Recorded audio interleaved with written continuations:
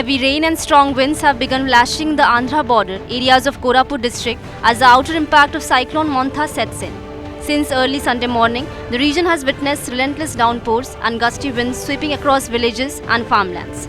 Local sources report that dark clouds suddenly gathered before the storm began, triggering fears of damage to crops, houses, and infrastructure in low-lying and riverside areas. Authorities have urged residents to remain on alert as conditions are likely to worsen.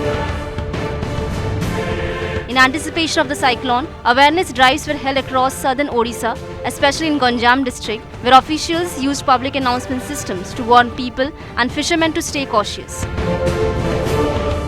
According to the India Meteorological Department, Cyclone Montha is intensifying rapidly over the Bay of Bengal, centered nearly 970 kilometers southeast of Gopalpur and 890 kilometers from Kakinada by Sunday morning. The system is expected to strengthen into a deep depression and later into a severe cyclonic storm.